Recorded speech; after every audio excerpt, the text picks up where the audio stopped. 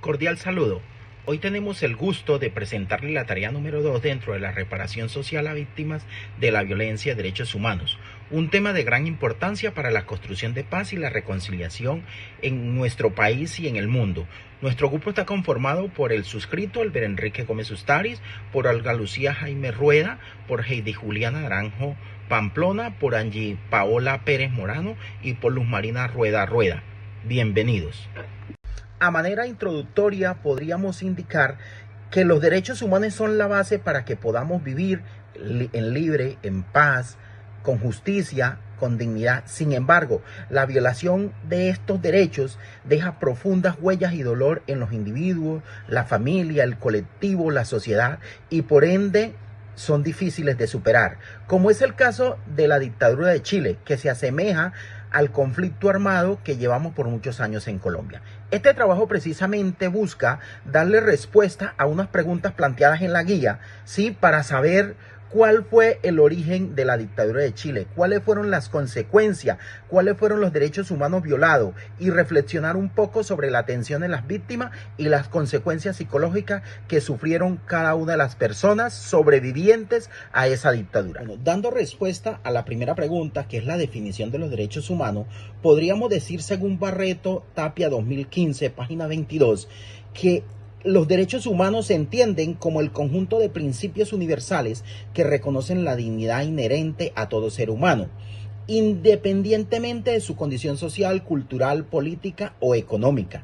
Esto significa entonces que la finalidad de estos derechos humanos o de esta definición de derechos humanos es proteger a todas las personas frente a sus abusos, pero también promover una justicia social, ¿sí? Garantizar la libertad individual y colectiva y sobre todo favorecer la convivencia pacífica dentro de las personas. Es decir, los derechos humanos son normas y principios universales que buscan garantizar el respeto a la dignidad humana, la justicia, la libertad, la igualdad de todas las personas que contribuyen a la base ética y jurídica de la convivencia pacífica.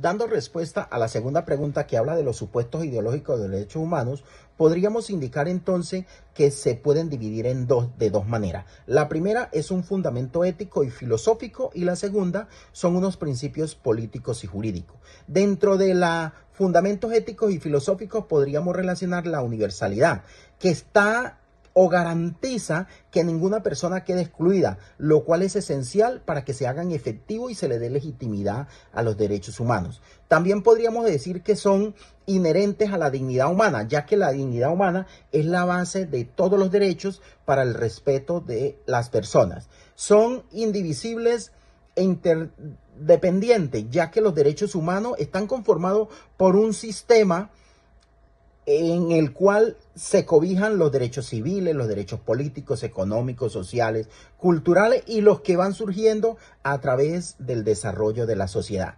Digamos que también un cuarto principio es la igualdad y la no discriminación. Este es vital porque viraliza o lucha contra esa desigualdad que ha sido reconocida a través de la historia a las personas.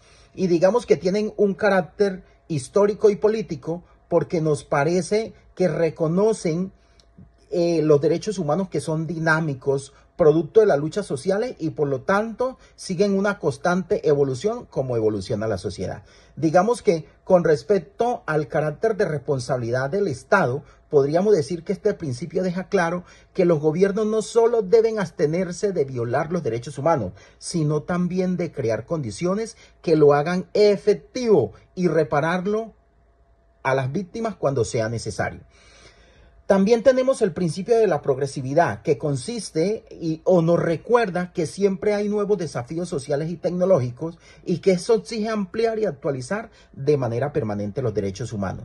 Tenemos el principio de la irreversibilidad, que una vez reconocidos los derechos humanos, no se pueden restringir ni se pueden suprimir de manera arbitraria o de manera unilateral.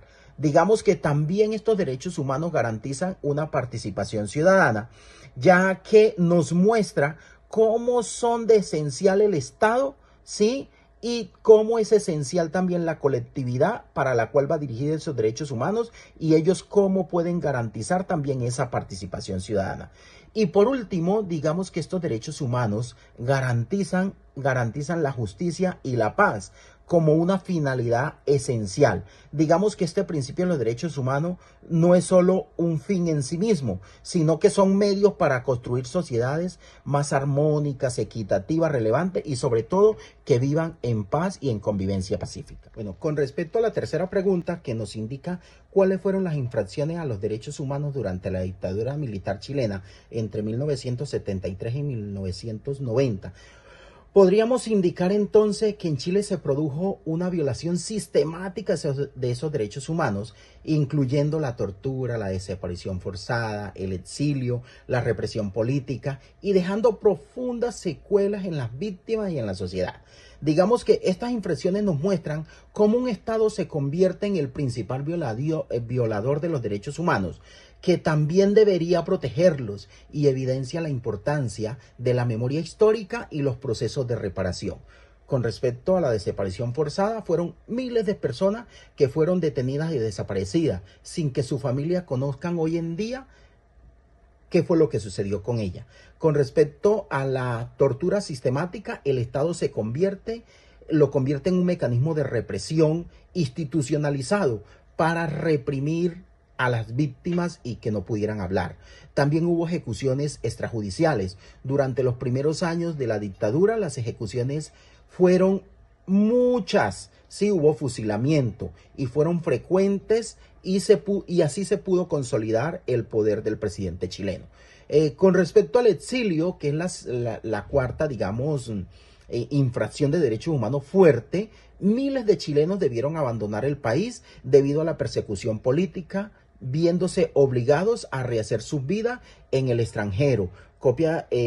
Testigo de ello fueron muchos chilenos, testimonios que hay en las redes sociales. Y por último, la represión a la libertad, sí, y a la expresión y asociación. La dictadura limitó, sí, severamente las libertades públicas, sí, los clausos, los medios de comunicación, y los persiguió y los hostigó tanto que se vio definitivamente reprimido para que esos medios no pudieran divulgar la violación de los derechos humanos que se estaban dando en el país durante la dictadura chilena. Estrategias de reparación social en Chile. Bueno, cuando hablamos de la reparación social en Chile, después de la dictadura, lo primero que debemos recordar es el contexto. Entre 1973 y 1990, durante el régimen militar, miles de personas fueron perseguidas, torturadas, desaparecidas o ejecutadas. Esto no solo dañó a las víctimas directas, sino también a sus familias, a las comunidades y a toda la sociedad chilena. Cuando vuelve la democracia a Chile en 1990, el país se enfrenta a un reto enorme. ¿Cómo responder a las violaciones tan graves de derechos humanos? No se trataba solo de indemnizaciones, sino de construir un tejido social que había sido roto. Una de las primeras respuestas fue la creación de comisiones de verdad, como la de las comisiones Rating en 1991 y la comisión Balish en 2003. Estas comisiones recopilaron miles de testimonios de víctimas y sobrevivientes. Pero ¿por qué esto fue tan importante? Porque escuchar y registrar las voces ya era un acto de reparación. El Estado reconocía públicamente lo ocurrido y esto ayudaba a que las víctimas no se sintieran olvidadas ni silenciadas. Otra estrategia fundamental fue el PRICE, el Programa de Reparación de Atención Integral en Salud. Este proceso todavía existe hoy y busca dar atención médica, psicológica y social gratuita a todas las víctimas y a sus familiares. Pensemos que el daño de la dictadura no se acaba cuando cesa la violencia. Muchas personas siguieron viviendo con traumas, con enfermedades físicas debido a las torturas, con duelos no resueltos por las desapariciones de sus seres queridos. El PRICE se diseñó justamente para atender ese dolor a largo plazo. Además, hubo reparaciones simbólicas como actos oficiales de reconocimiento, disculpas públicas, memoriales, museos y sitios de memoria en los lugares donde antes hubo centros de tortura o detención. Estas acciones tienen un poder enorme porque ayudan a que la sociedad en conjunto recuerde y aprenda de lo ocurrido. La memoria es en sí misma una forma de reparación. También se implementaron otras medidas como las económicas, como pensiones a familiares de desaparecidos o ejecutados. Si bien estas compensaciones no podían borrar todo el daño, representaban un reconocimiento material del sufrimiento vivido. Podemos decir que en Chile la reparación social se entendió de manera integral, combinando verdad, justicia, salud, apoyo económico y memoria. No fue un proceso perfecto ni exento de críticas, pero abrió caminos para que el país pudiera empezar a sanar. Bueno, ahora me voy a detener en un tema muy importante que son los imaginarios colectivos que tuvo la sociedad chilena en torno a la reparación social. Cuando hablamos de colectivos imaginarios, nos referimos a cómo las personas de un país o de una comunidad construyen ideas, significados y expectativas sobre un tema. No solo son opiniones individuales, sino son formas de pensar compartidas que circulan entre la sociedad y que terminan influyendo en cómo se entiende y cómo se vive la realidad. En el caso de Chile, después de la dictadura, la reparación no solo se produjo de parte del Estado con programas, comisiones o pensiones, también estaba en juego lo que la gente pensaba sobre lo que significaba realmente la reparación. Igualmente se presentaron varias formas de recuperación, como fue la recuperación como justicia plena, la recuperación como reconciliación y estabilidad, la reconciliación como asistencia material y la reconstrucción como construcción del tejido social. Para muchos sectores de la sociedad, reparar significaba, en primer lugar, verdad y justicia. La gente quería que el Estado reconociera lo ocurrido, que se dijera con claridad qué pasó, cuántas víctimas hubo y sobre todo que se sancionara a los responsables. Esto era fundamental porque durante la dictadura hubo mucho silencio, ocultamiento y negación. Entonces, después del retorno de la democracia, se empezar a hablar de lo ocurrido fue vivido por muchos como una forma para sanar, pero no todos entendían la reparación de la misma manera. Otro imaginario muy fuerte fue el de la memoria colectiva, la idea de que Chile debía recordar, mantener vivo el pasado para que estos hechos tan dolorosos nunca volvieran a repetirse. De ahí surge la famosa frase nunca más, que se convirtió en un símbolo de este compromiso social. Recordar no era solamente un ejercicio académico o histórico, sino era una obligación ética con las víctimas y con las nuevas generaciones. Al mismo tiempo hubo tensiones, debates en torno a lo que significaba reparar. Algunas personas consideraban que las compensaciones económicas, como las pensiones para las familias de las víctimas, era una reparación suficiente, pero para muchas víctimas y sobrevivientes decían que el dinero no podía devolver la dignidad perdida, ni mucho menos devolverle la vida a sus seres queridos. Esto muestra que la reparación es un concepto complejo. ¿Puede una suma de dinero compensar una vida humana o una experiencia de tortura? Para muchos, claramente no. También existió otro imaginario que vinculaba la reparación con la reconciliación nacional. Había quienes pensaban que el proceso debía sanar para unir a los chilenos nuevamente, después de años de división y violencia. En este sentido, reparar no era solo ayudar a las víctimas, sino reconstruir el tejido social y recuperar la confianza y la convivencia democrática, porque muchas familias estaban enemistadas por cuestión de política. Había muchos problemas de diferente índole en las comunidades. Por otro lado, hay que tener en cuenta que estos imaginarios no estaban libres de conflicto, de críticas, de problemas. Para algunos sectores, hablar demasiado del pasado era abrir heridas y revivir rencores, mientras que para otras personas el silencio era justamente lo que impedía sanar.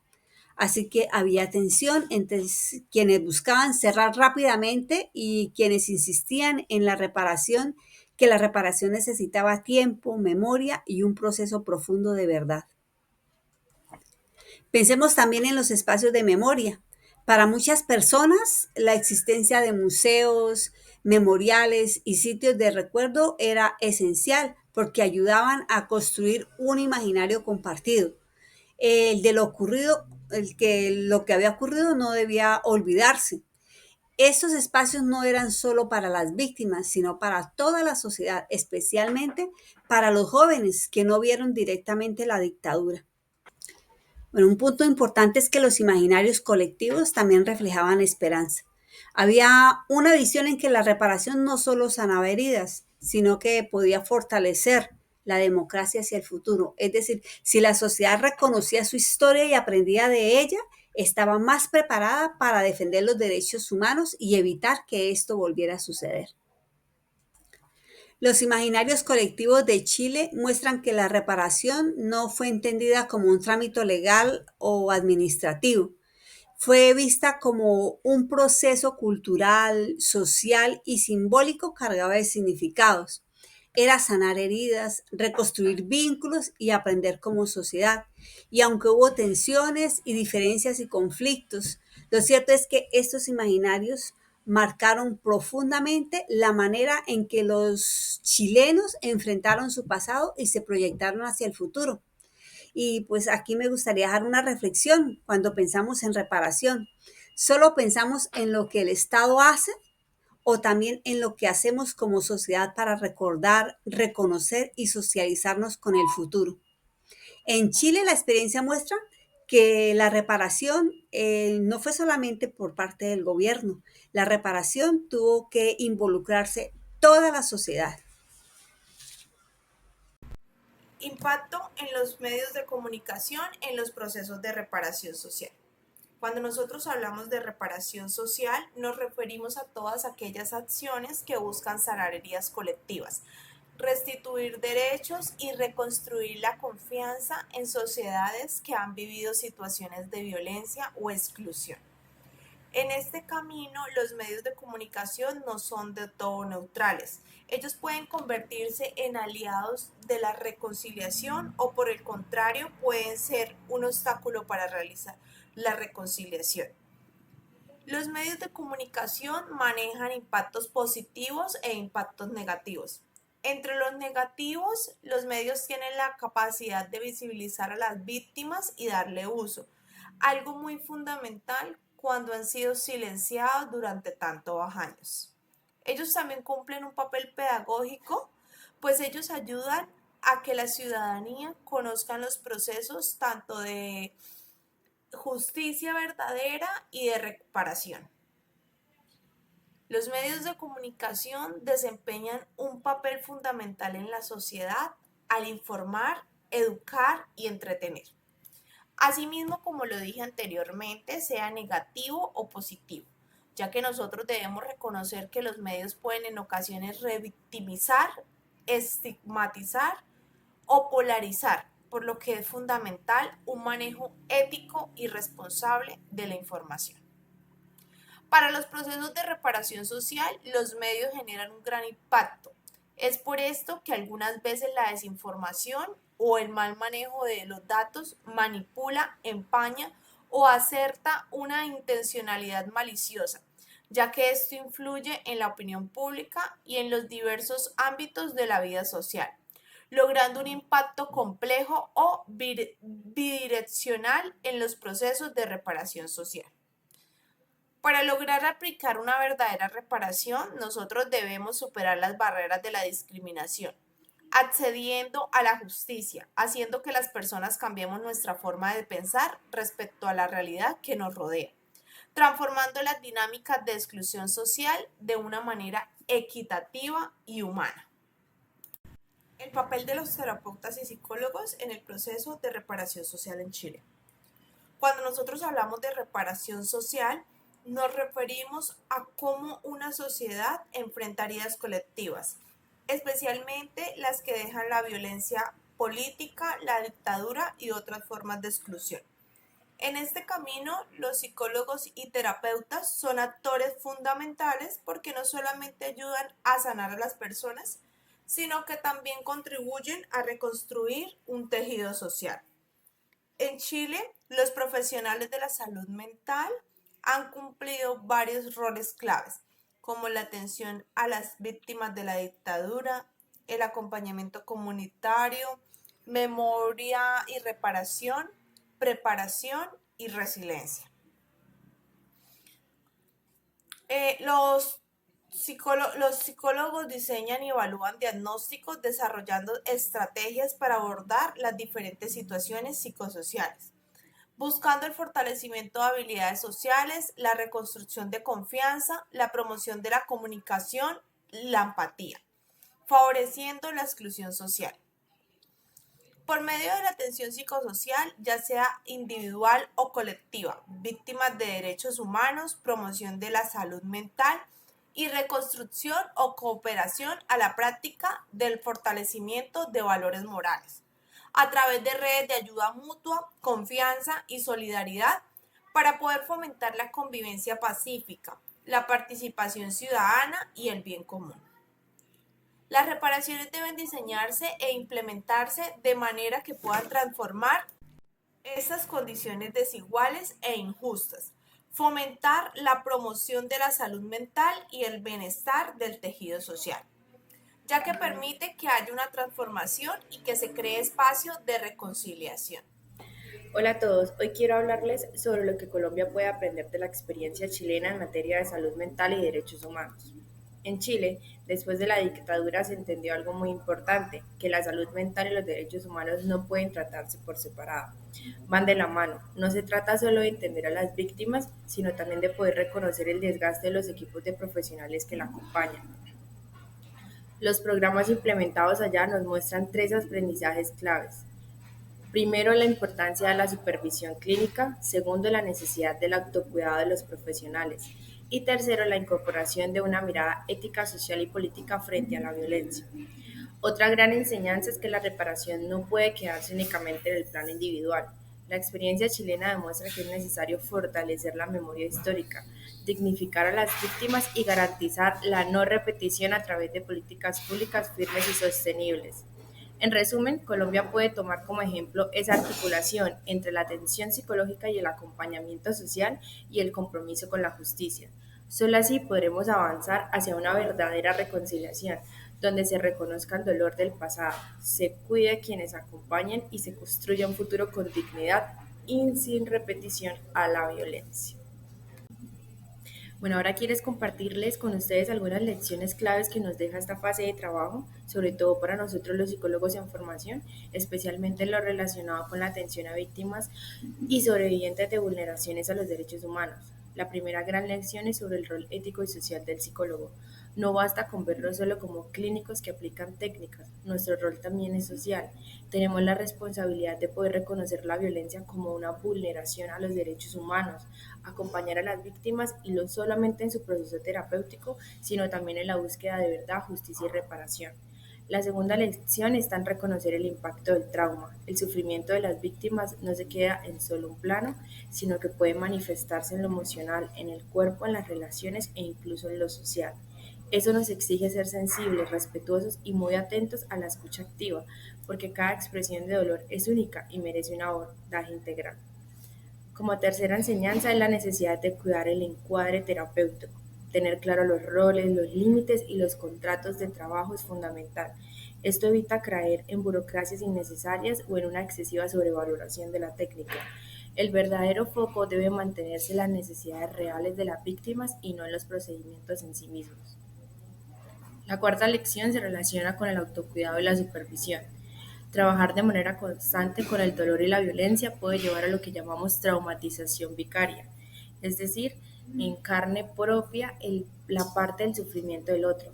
Por eso es indispensable el autocuidado, la supervisión clínica y el trabajo en equipo. Solo así podemos sostener nuestras prácticas profesionales sin desgastarnos en exceso. Finalmente, esta es la importancia de la flexibilidad y la creatividad. Atender a sobrevivientes no puede ser una tarea rígida ni estandarizada. Requiere integrar diversas técnicas, desde lo corporal hasta lo narrativo, desde lo plástico hasta lo simbólico. Cada caso es distinto y nos pide adaptarnos, innovar y crear caminos que realmente conectan con la experiencia de cada persona. En conclusión, quiero indicar que estas lecciones nos muestran que ser psicólogo en este contexto va mucho más allá que aplicar un método. Se trata de sostener un compromiso humano, social y político con la dignidad de las víctimas, con la memoria histórica y con la no repetición a la violencia. Digamos que como conclusiones podemos indicar entonces que la definición de los derechos humanos descansa sobre la dignidad humana, su carácter universal, indivisible, ¿sí? Que cualquier supuesto ideológico en lo relativo que atente contra esos derechos humanos debe ser deshecho por el Estado y la sociedad. Como segunda conclusión, podríamos indicar que las estrategias de reparación social implementadas en Chile fueron fundamentales para reconocer el sufrimiento de las víctimas y restablecer la confianza en la democracia, buscando dignificar a las víctimas y garantizando la no repetición, situación que puede replicar Colombia. Una tercera conclusión que establecimos es que el cuidado de la víctima y de los equipos terapéuticos resulta esencial para que los procesos de reparación social sean efectivos, no solo a través de la supervisión, el autocuidado y el reconocimiento de lo que sucedió, sino a través de la dimensión de la ética y el reconocimiento de esos derechos humanos por los violadores y por la sociedad, para fortalecer la dignidad, prevalecer la memoria y garantizar la repetición de la no violación de esos derechos. Otras conclusiones que podríamos destacar es que la reparación social en general es clave para el bienestar del tejido social y de igual forma el reconocimiento de la responsabilidad del Estado para que garantice la dignidad humana y la no repetición. Una quinta conclusión es que los medios de comunicación pueden reforzar la negación o, por el contrario, promover la memoria, la empatía y el control social para poder, mediante cobertura rigurosa, darle un enfoque y reconocimiento a esos derechos humanos y a todas las violaciones que se cometieron en contra de ellas. Y por último, Colombia puede y debe aprender de la experiencia chilena para crear sistemas de salud mental especializados y accesibles, haber una articulación entre la justicia transicional, la memoria y la reparación psicológica, que es importante para poder recuperar a la sociedad, crear archivos y protocolos para búsquedas de los desaparecidos, disponer la formación de profesionales en traumas con enfoque diferencial y un trabajo con comunidades fuerte para que los psicólogos de esta manera puedan tener competencias clínicas y comunitarias en el manejo de testimonios, del trauma, de ética del cuidado, de la perspectiva intelectual y de la defensa activa de los derechos de manera institucional, judicial, sí, que se hayan violado. Muchas gracias.